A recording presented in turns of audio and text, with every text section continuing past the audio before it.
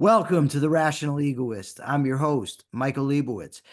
Today we've got a bit of a treat. We're going to do sort of a biographical interview, and that's because today's guest has a very interesting life story. He's an author, communication coach, and podcaster, Coach Glenn Klein. Welcome to the show. Thank you, Michael. Nice to be here. Now, looking at your biography, it's clear that leadership and communication are integral parts of your life. When and why did you become interested in these qualities? Genetics. I have a firm conviction that most everything in life is due to how our mom's egg and our dad's sperm came together. And I just came out talking.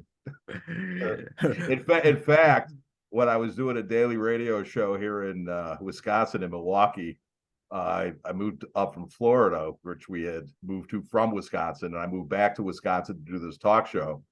And my kids got me a Wisconsin vanity plate that just said Talker. So as far back as you can remember, these were the things that held your interest and that kind of drove you?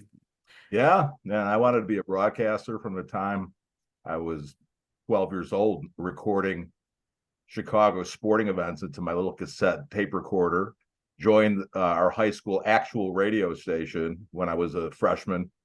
It was called Maine East in Park Ridge, Illinois, where a person named Hillary Rodham went to, as well as Harrison Ford and the late Karen Black, Scott Cohn from CNBC.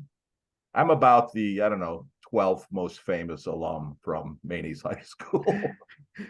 All right. Now, obviously, life doesn't take place in a linear fashion. So the way I'm going to ask the questions doesn't necessarily mean this is the order that these things took place. I think they should be linear, Michael. Okay, well, you can chastise me as we go, but I don't know how good of a coaching strategy that'll be.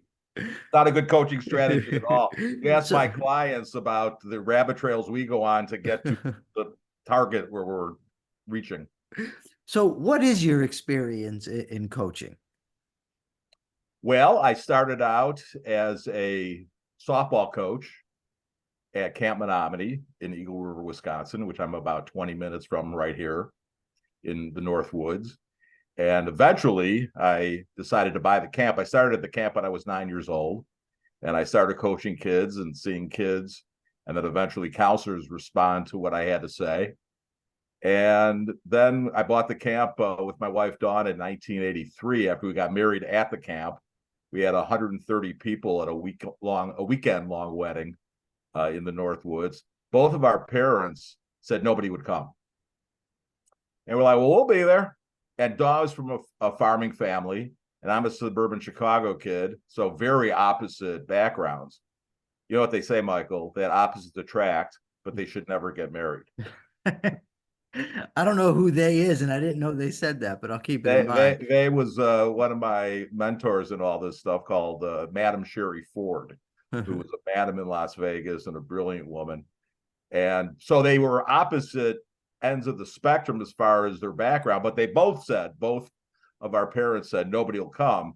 We invited 130, and 126 showed up for this thing, and it was quite a time. Bought the camp, and then I had an experience for 15 years directing and owning my boyhood summer camp. That's what I wanted to do. I was going to go into broadcasting, but then I really got hit by the residential summer camp bug, and bought the camp right out of college. It's probably unheard of in the history of residential camping that does have a history in this country, in the United States. And I just found myself leading and coaching and talking. And when we sold the camp, it just continued on with some entrepreneurial efforts and broadcasting, including almost 2 years at 2 different radio stations in the Milwaukee area, in which I was honored to win 4 Wisconsin Broadcasting Association awards before being fired by both radio stations. You'll love this, bro. The second state, well, the first station was why I left Florida for.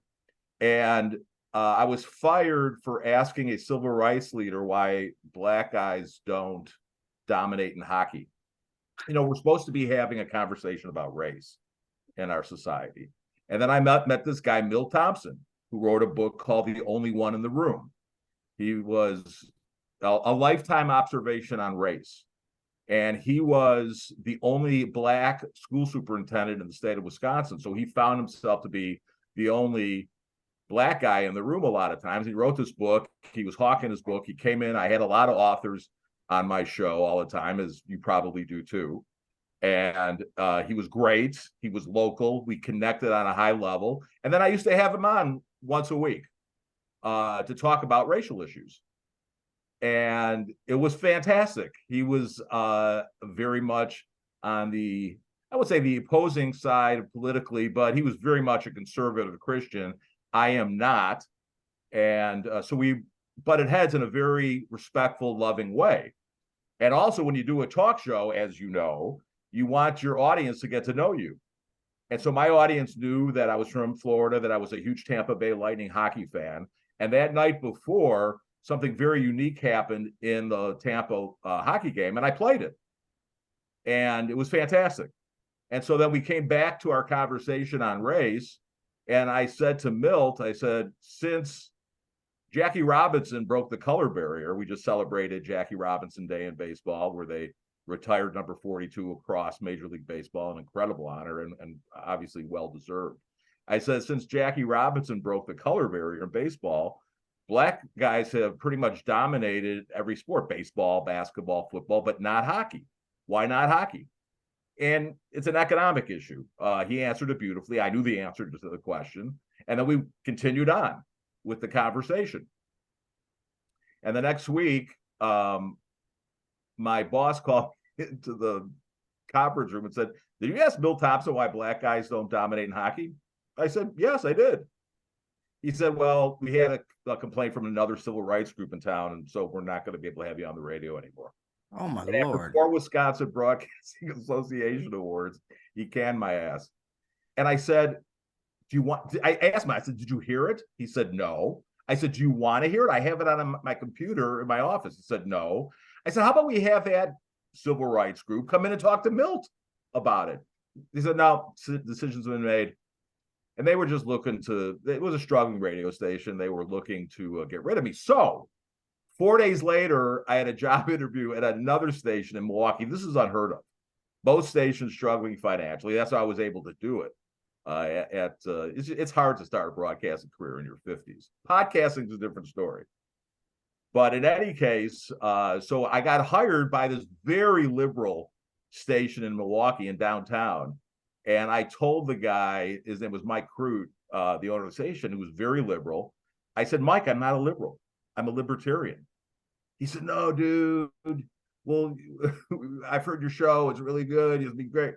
6 weeks later, he called me and he said, dude, he's a dude guy. He's like, dude, it's really not working out. I was like, what are you talking about? He goes, you're just not liberal enough. I said, I told you what, I was liberal. I'm very liberal I'm more liberal than he is on some issues, as good libertarians are. And I'm very conservative on others. And I pick and choose based on the issue. So, yeah, so I got fired with from 2 radio stations in 6 weeks, moved back down to Tampa to be with most of my crew. I've got kids. We have 6 kids and 3 grandkids now, and including and plus spouses. And I moved back to Tampa to be with most of my crew. And then I retired, semi-retired. I mean, I'm still doing stuff, but I just got a cabin in the North Woods, got a great partner up here. We got this place together. Those were in the days recently where, I mean, this place was on the market for 1 day that I'm sitting in. And so Mark Sharpman and I teamed up. And here I am sitting in 2 acres of serene Northwoods silence, and unless the UPS truck comes in with my Amazon packaging. Yeah, those damn UPS drivers, right? Love them. Love the guy. Brings it right up in the snow and everything. Brings it right up to my garage. It's fantastic. So you mentioned that you're not a conservative Christian, but you have gone through quite a religious evolution. Can you tell us a little about that? Sure. It's what made my life, actually. So I'm raised Jewish, liberal Jewish family in the Chicago area, was bar mitzvahed and confirmed at a very prominent synagogue in Chicago called B'nai Joshua Beth Elohim. You're Jewish, aren't you? No. Were you circumcised on the eighth day, Michael? I was gonna ask you the same thing, and then I'm thinking, maybe not. I was, yes. My grandfather was Jewish. I had the option growing up what I wanted to be, and I didn't want to be anything. I have studied Judaism fairly in depth, but I'm an atheist, lock, stock, and barrel. Yeah. So I was too. And I had a experience a religious upbringing educationally. In the home, we did nothing. I mean, we lit the Hanukkah candles, we did Passover, and that was pretty much it. But my folks thought it was important to send me to B'nai Joshua Beth Elohim, which the rabbi was Rabbi Mark Shapiro, who was an amazing man. So, give you an idea about Mark Shapiro. He marched with Martin Luther King Jr. In Selma, Alabama in 1963, and that was my rabbi. So, and it was a liberal, but not crazy liberal synagogue, and it became the biggest synagogue in this Chicagoland area. And it was bar mitzvah, and then at 16, being confirmed, we had a class of about 50 confirmants, and he asked me to be one of the three to give a sermonette. There's the communication again, I guess. And I stood up there before a couple thousand people and told them that what I got out of my Jewish education was pride in being Jewish, but I did not see any evidence of God. How could God allow the Holocaust? How could God allow children with cancer? But I was proud to be a Jew. So you gave this speech at the synagogue. Yeah. Now, it sounds like it's a Reform synagogue. It was a Reform synagogue, B'nai Joshua Beth Elohim. Still there, still exists in the Chicago area. For anybody that doesn't know, in Judaism, there's basically three, I don't want to call them sects. I don't know, three types: Reform, Conservative, Orthodox. But I mean, you also can throw in the Hasidic in there. I guess they would go under Orthodox. I'm not really sure. You got your Gnostics, you got your Kabbalah, you got all kinds of, sex is a good way to say it. Or as I like to say, basically, how should I put this nicely? Cults, which I think all religion is. So I come out of that confirmation experience, basically an atheist, but I was hungry. I was hungry for knowledge. I was hungry for truth. I was hungry for freedom. Hungry for bacon? I've always ate a lot of bacon. Got some bacon in the freezer right over here. Anyway, kosher bacon, mind you, because I eat it. So, that makes it kosher. All right. Yes. So what ended up happening for the next several years, I spent studying different religions, every religion I could get my hand on, including Judaism, including Christianity and Islam and Confucianism and Rastafarianism and transcendental meditation and Buddhism or Baha'i. Didn't land on anything. And when I was 19, right up here, I had a near-death car accident. And I came out of that car accident completely convinced, without anybody saying a word to me, that God had saved my life for some reason. That's what I thought. And it was complete BS, but I didn't know it at the time. That's what I thought. But I didn't know anything about any of the religions, really, a little bit mostly about Judaism. And I went to Rabbi Shapiro and I asked him, why don't Jews believe in Christ? And he, who walked with MLK Jr., who, by the way, was beaming when I got off the Bema. That was good, Glenn. At BJBE. He loved provoking thought and causing people to think. Here was this most wise man's response to why don't Jews believe in Christ? He said, because we don't. So eventually, I had a trip to Las Vegas. My grandparents retired in Vegas. family had deep roots in Vegas. They were part of the syndicate, let's just say, from the Chicago area. And I spent a lot of time in Las Vegas, and somebody had handed me the book by Hal Lindsey called The Great Late Planet Earth, which he wrote in the 60s. By now it was 1983.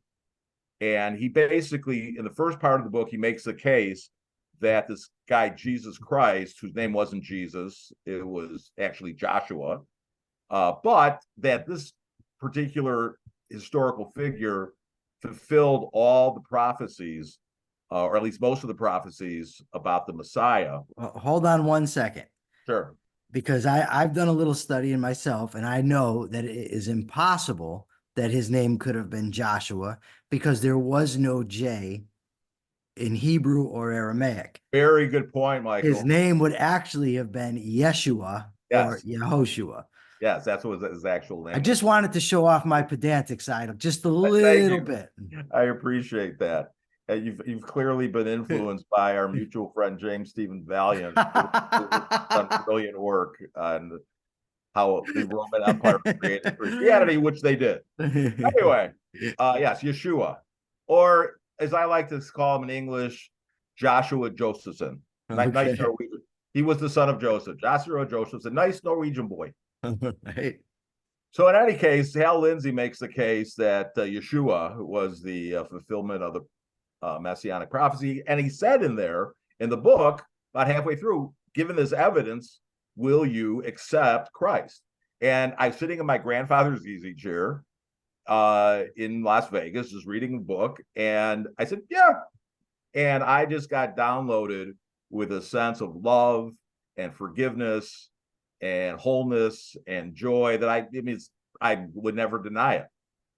And so then he goes on in the second half of the book to predict about what's coming, which has been proven to be complete and utter bullshit.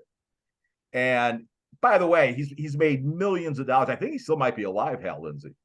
And I don't think he's ever apologized. I don't think he's ever returned a penny. But I'm telling you, I've spent the last 35 years, well, more than that now. Man, time flies when you're having fun. Almost 40 years studying this in depthly. And I can tell you what Hal Lindsey says in his book, The Late Great Planet Earth, is a lie. It's a cult. And made a lot of money, scared a lot of people. We just came through one on the solar eclipse. They said that was going to be another opportunity for the rapture. So what ends up happening to me is because I have this profound experience, I dive headfirst into what we call Messianic Judaism, or we could call it evangelicalism, charismatic Christianity. I founded, here comes the leadership thing again, Michael. I helped found two churches, one up here, one in the Tampa area. One was a Messianic congregation called the House of Israel. And then a guy named Michael Williams came into my life through some mutual friends. And I found out pretty much what I had been taught. I was already questioning a lot of this stuff. This is how I got into it in the first place. I asked Rabbi Shapiro, why don't Jews believe in Christ? Because we don't. That wasn't a good answer to me, as much as I respect him. Olav Sholem. He died of Parkinson's disease a number of years ago. What a great guy, man. I was so glad that he found, because he knew that I had got into Messianic Judaism. And I was so glad to be able to reconnect with him and say, I was wrong. Three most important words that you can ever say, ladies and gentlemen, besides I love you, is I was wrong. I was wrong. And I just kept digging I went back to the ancient languages that the scriptures were written in, the Hebrew, the Greek, and the Aramaic. And I found out pretty much what Christianity teaches. And I'm talking about from Catholicism all the way through the seeker-friendly to the non-denominational, all the Protestant churches, 46,000 denominations and still counting of Christianity. It's pretty much 180 degrees from what the purpose of the Hebrew scriptures were, and primarily Paul, who was the only Jewish scholar, his name was Saul, originally, actually was teaching. And it was cultish. It was very hard to get out of, but I got out. And that was about 25 years ago. And I've been part of a Christian self-help or Christian recovery program ever since, called the Gospel Revolution, which shows in context what these writers were talking about from a scientific. I don't believe in God. I know God because I know myself, and I'm Okay. God. And I am now getting to know Michael Liebowitz, and he's God, and James Stephen Valiant is God. That was Oh, that'll go to his head. Be careful. he believe me. He's totally heard it before, and James is like you. Jim is a dyed-little atheist, and I don't like to put a label on what I am other than being a human being. But I know this, that God did some things for a little while. As I used to say on my show that was on sex and religion, that God must have been on some serious hallucinogenics when he did all this, because this is pretty freaking creative, you got to admit. And doing things like creating two genders and a moon that would be 400 times smaller and 400 times closer than a sun, and then but every so often it would move in the middle to freak everybody out. But see, the problem with religion is, well, there's a lot of problems with religion, but I will tell you this, that religion thinks that God is still doing stuff like that, and he's not. The best thing, if you don't think that God fulfilled everything in this guy Yeshua, and that it's done, and that he's not doing stuff anymore, there's no heaven, there's no hell. We all are as perfect and righteous as Yeshua HaMashiach, Zikenu, Joshua, the righteousness, our Messiah. It's our Messiah. It's not by choice. It's not. It's kind of like genetics. We are all perfect and righteous and sinless, period, by birth, no matter what you do, no matter what you say, no matter what you think, if you belong to a religion, if you don't belong to a religion. But I can tell you this, the healthiest thing that you can do, if you don't think the way I think, that, yeah, it makes sense, it's logical, where there's a creation, there's a creator, it's rational. If to coin a phrase, the rational egoist, it's rational. Where there's a creation, there's a creator. Just because we don't know who made your cell phone or who made the laptops that we're on right now, Michael, doesn't mean that somebody didn't do it. And but I know that studying for, like I said, decades, the precision, not of the New Testament. By the way, there's no word of God. The Bible never even claims it to be the word of God. You think it'd be in there somewhere. You got to accept Jesus Christ as your personal Lord and Savior in order to go to heaven. You'd think it'd be in the Bible once. It's not in there one freaking time. And however, the Hebrew scriptures that Yeshua said, you think you got salvation, he said to the religious leaders of his day, they're about me, this guy. And it's the precision and the intricacy is as precise as any science or mathematical equation that you would ever study. And I've been studying it for 40 years, and it gives me joy. Every person that I see at a grocery store or a tavern or at a ball game, I know that they are as perfect as Yeshua himself, as Michael is, as Jim is. And frankly, it healed me from mental illness. The meditation of it, not just the knowledge of it, but that's my major meditation practice, is I practice this. And I had been diagnosed with bipolar syndrome when I was 40, and I could have been the poster boy for it. And that's before anybody knew somebody who had bipolar. And then just studying this, it happened by accident. I discovered I didn't have bipolar anymore. So I don't have the swings. I don't have the deep depression. I definitely had suicidal ideation. People that know me well can tell you that is an absolute accurate statement. I don't have it anymore. And I stay on top of it with the meditation of our oneness, of our complete, we are love. It's not what we do, it's who we are. We are love. And so anyway, yeah. So it was, the religious experience was a very important experience. It's why you and I are talking. It's why I know Jim. It's why Jim and I are really good friends, even though he's a perfect, holy, righteous atheist. And so are you. It sounds like if I had to put a label on you, you'd be a Judeo-Christian deist. No, That's what it sounds like. No, Danger Will Robinson. That's what it sounds like. Just you could say I'm a human being. See, we're not human doings, Michael. We're human beings. Humanity lucked into that title. What do we be?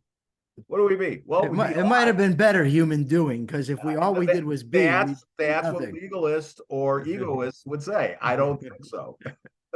I think it's better to know what we be, and we be one. We be righteous. We be perfect. Whatever gender we are, whatever race we are, whatever our nationality and background we are, whatever we do or don't do, we are what we be is perfect, righteous, holy, sinless. There hasn't been a sinner on the planet as far as the Creator is concerned for over 2,000 years. Christianity teaches we were all born sinners. You So were born righteous, bro. would you say that that you would separate people from what they do then, right? You would say, like a serial killer, you would say, well, his being is perfect while his actions are not. That's the only way I can see. I absolutely think that people should be held accountable. I think we should hold ourselves accountable. I haven't experienced guilt in decades. I don't know what guilt feels like anymore. And then people ask, well, what do you feel when you screw up? Because I screw up. just ask my former wife. And I feel responsible. That's what I feel. I feel responsibility. I don't feel guilt. I'm not guilty. I'm perfect. Okay. But I do feel, yes, people should be held, and that's a huge part of the libertarian perspective. That excellent transition point, because that's where I was going next. You were and are a libertarian. You've been involved in libertarian issues. What was the draw for you to libertarianism? Well, the same thing that was the draw to me to standing up in front of a congregation when I was 16 and saying, I don't see any God. And then being open. I hated prejudice my whole life. My grandmother, my mom on my dad's side, Ida Klein, wasn't a big fan of prejudice, but I saw prejudice all around me. And in the Jewish community, it's kind of weird. I think it's weird, period, frankly, but it's definitely kind of weird to be the most persecuted group of people by definition and by identity in the history of the planet and be prejudiced yourself. It just didn't make any sense to me.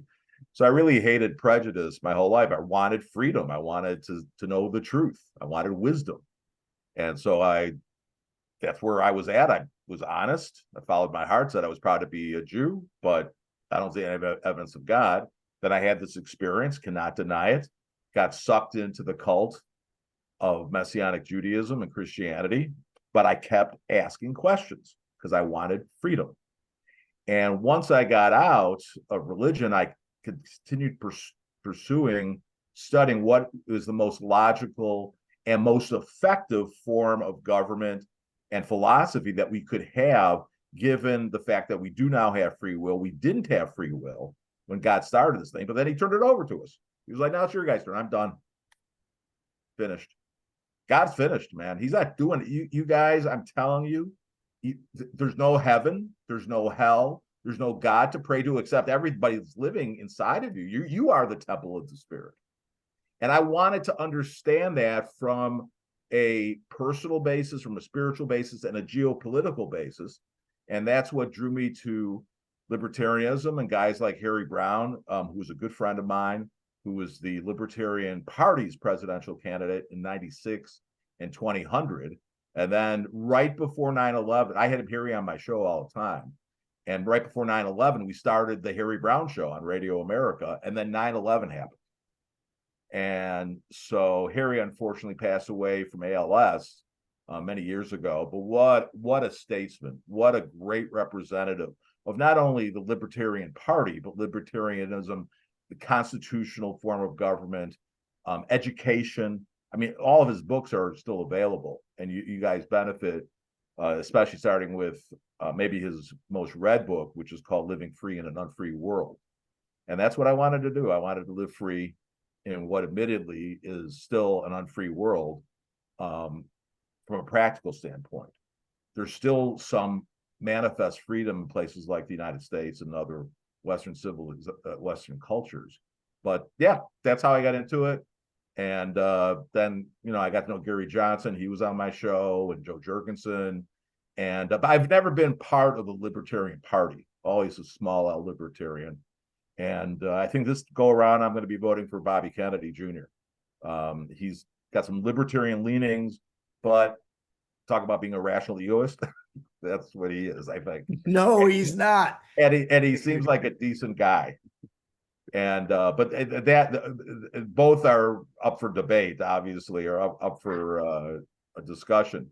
But he certainly would be forced to bring a coalition together if he was to govern. And I think that's what I'm going to be voting for. I haven't voted for a Republican or Democrat since I voted like an idiot. I was wrong to vote for Barack Obama the first time because I actually believed the guy. Like, I'm the idiot.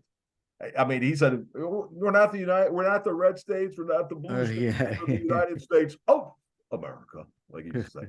And he was lying. He was a liar. He's a really good liar.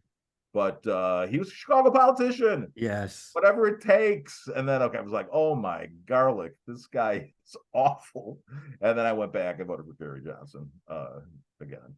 So Now you anyway, mentioned I've had Spike Cohn on. Have you had Spike Cohn on yet? no. If you could put me in touch with him, I'd love I to. could do it. He's a good dude, man. He's a member of the tribe too. So you mentioned how we still have some freedoms. We've lost a lot of freedoms. And recently we had an incredible assault on our freedoms with the COVID policies. Now, at the beginning of the pandemic, you actually made a prediction. You want to tell us about that and whether it came true or not? Yes, I do. And yes, it came true.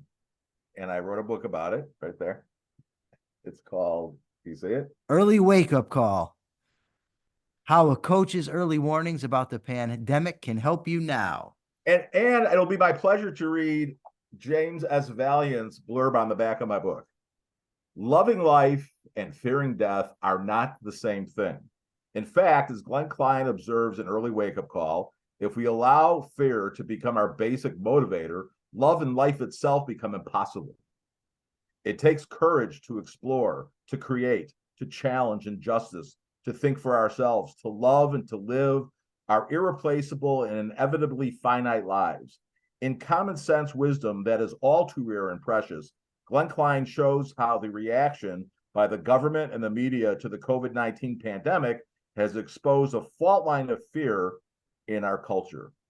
James S. Valiant, author of Creating Christ, How Roman Emperors Invented Christianity, and The Passion of Ayn Rand's Critics, The Case Against the Brandons. Yes, there it is. And a great case it is that he made. With a bunch of other really excellent blurbs. Yeah, again, just thinking rationally, as soon as they started talking about lockdowns, I was like, I know the Constitution a little. They're not allowed to do this. We're allowed to freely assemble. And so I started writing about it and blogging about it. And oh my goodness, was I viciously attacked right from the get-go. Then I wrote a long blog about it. This was like in February, Michael, of 2020, March. Like I was on this thing like white on rice. I don't know why. Well, I do know why now. But this is crazy.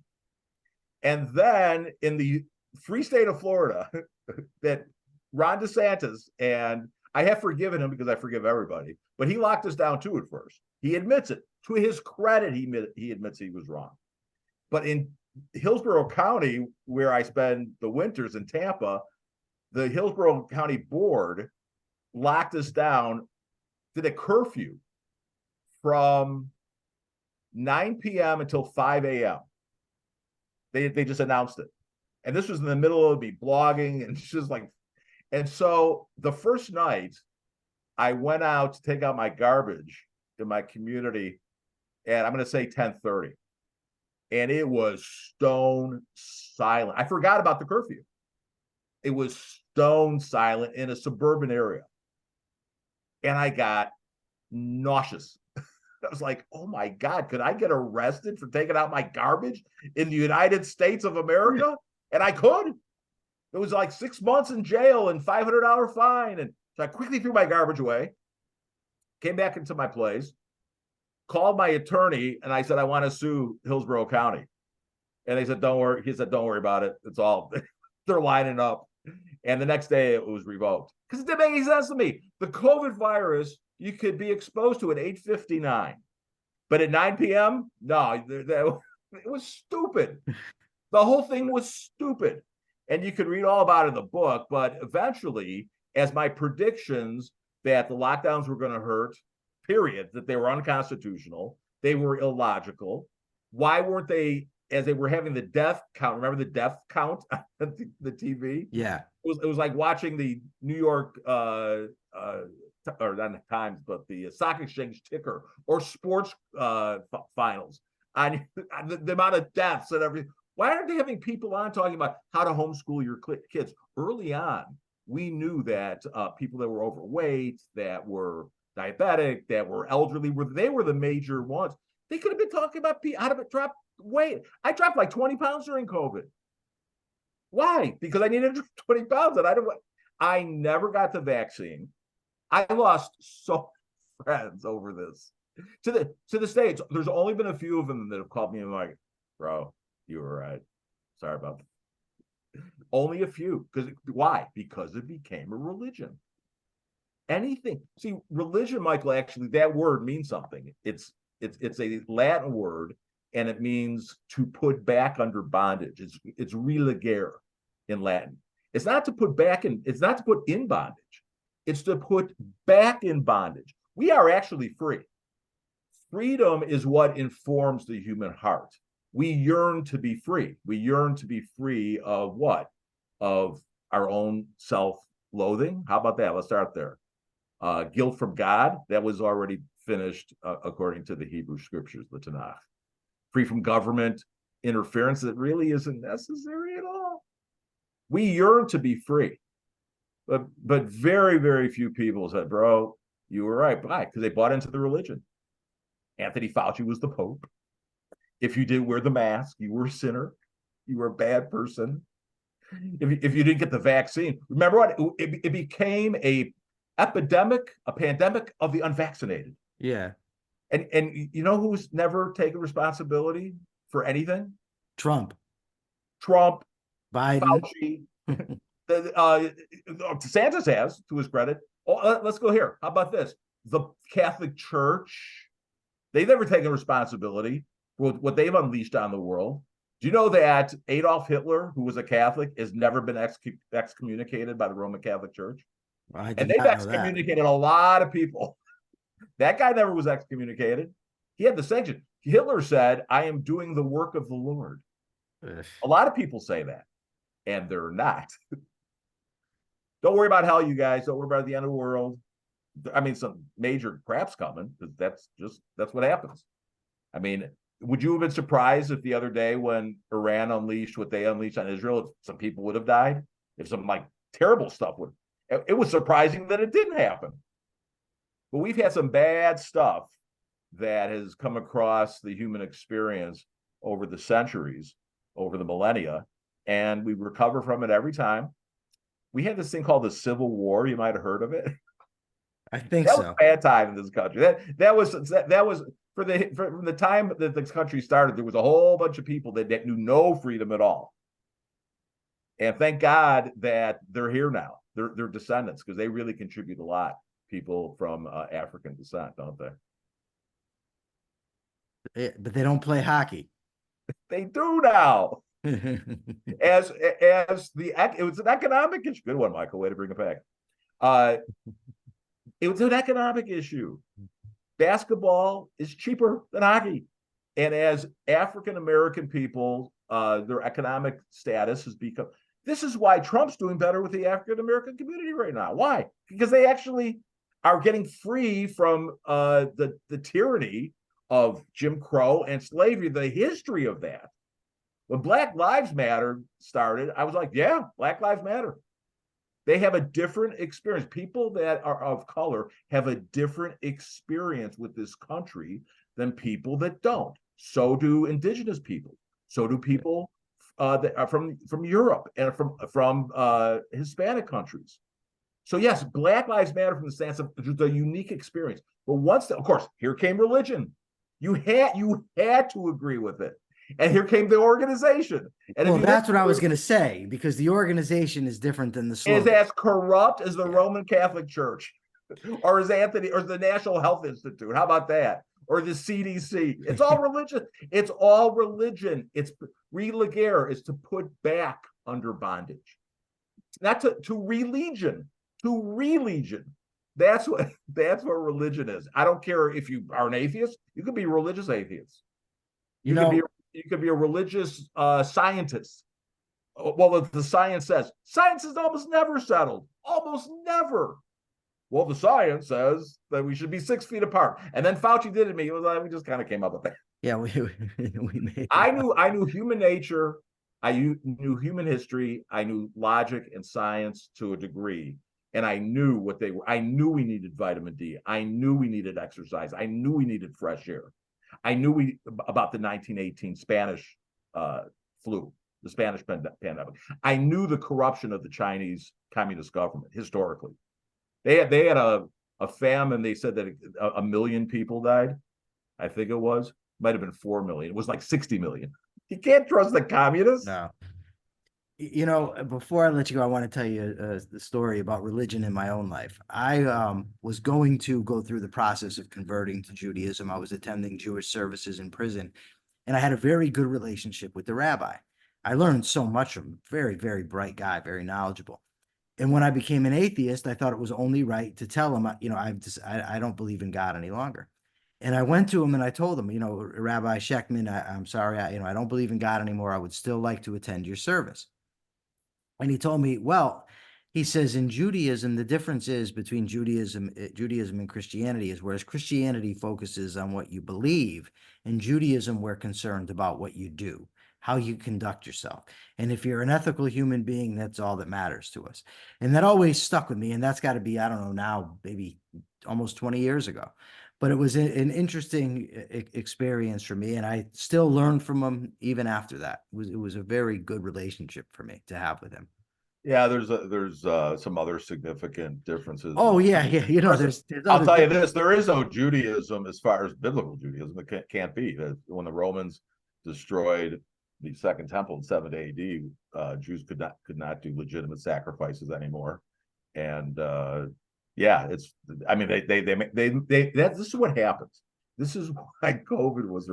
I wrote a whole blog called COVIDism. I also compared to the government's response to COVID to what the government did in Vietnam. It's on my website. Jim enjoyed it. I'll tell you that. All right, so I want to ask you a question, if Sure. that's okay. Yeah. Why do you think that RFK Jr. is definitely not a rational egoist? Um. Well, I think his animosity toward vaccines, I think, is a bit much. He doesn't emphasize reason. He doesn't emphasize individual rights. He doesn't emphasize egoism. He doesn't talk to people in the terms of acting in their own self-interest. He might be an egotist himself. He might be self-centered. I don't know, but the language in which he speaks is not that of somebody who wants people to act in their own best interest, and he doesn't promote a government that is protecting individual rights. Are you hearing that ringing? No. Okay, good. Because somebody was messaging me, and that's fair enough. I think that his research and his stance on vaccine. I mean, he's had vaccines. He's not an anti-vaxxer. I'm not an anti-vaxxer. Well, It's just here's my problem with when you say research, right? Because I'm not an expert on vaccines. I don't know. I haven't done really any research other than to know that with the advent of vaccines, human beings are living a lot longer. Somebody can say, well, there's other reasons, whatever. What are those other reasons? But here, well, you could say, well, better quality of food. I mean, we could argue about it for days. Not But really. There's a few things.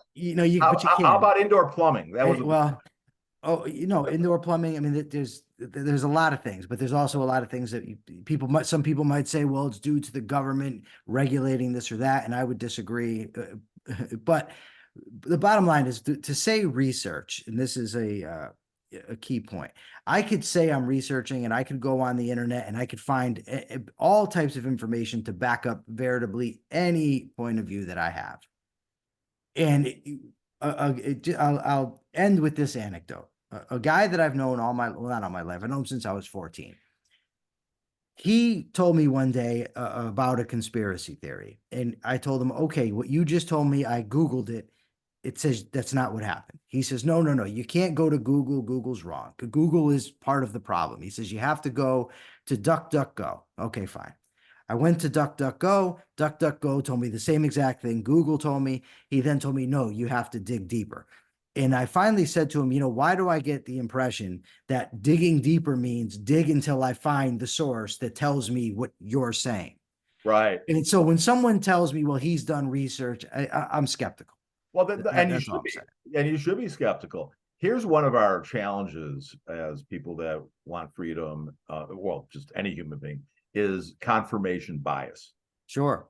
And I eschew confirmation bias. I want to be proven wrong because then I can be right. When that's how I got out of religion. Sure. I was wrong, so I could be right. Now, not righteous. You were born righteous. You're perfectly righteous right now, Michael Liebowitz. There's nothing you can do.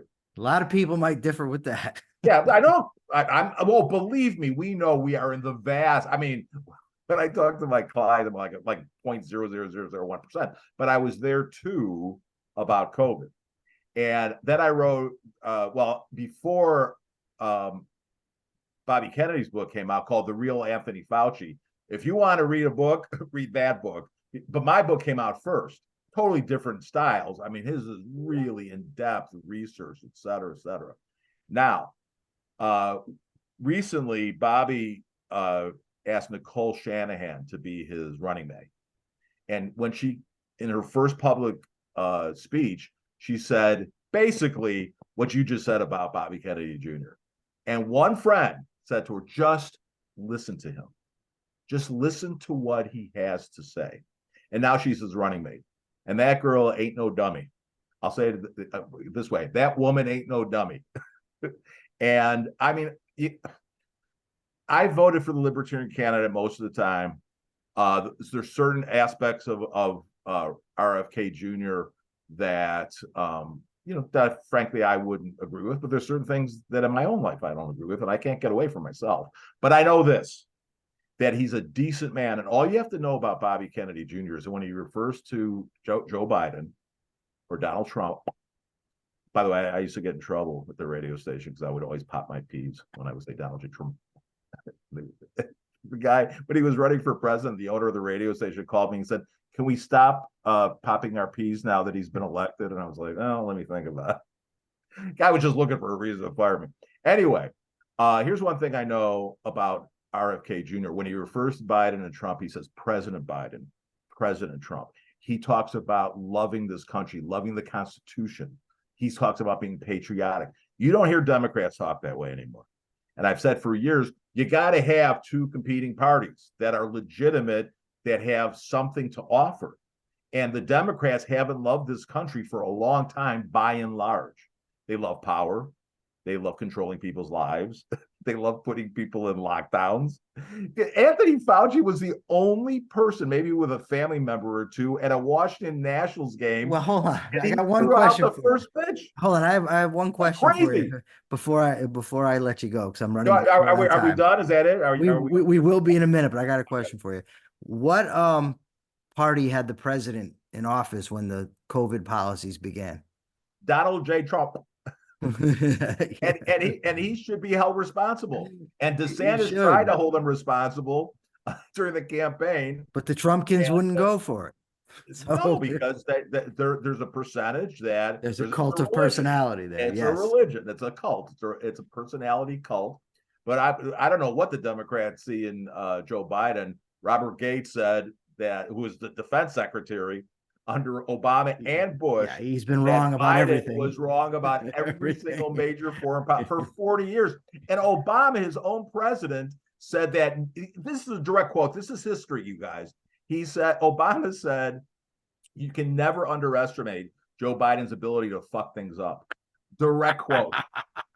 Barack Hussein Obama. And you know what? They both were right, as far as I can tell. All right. So, Glenn, where can people find you? Where can they find your book? They can find everything at coachglennklein.com. Coach Glenn with 2 N's, Klein like Calvin with just not as much money yet. .com. Thanks, All Michael, right. for doing this. I really appreciate it. It was Thank you. I a, appreciate you a coming lot of on. fun. For now, this is the Rational Egoist signing out. I'm Michael Liebowitz. Till next time.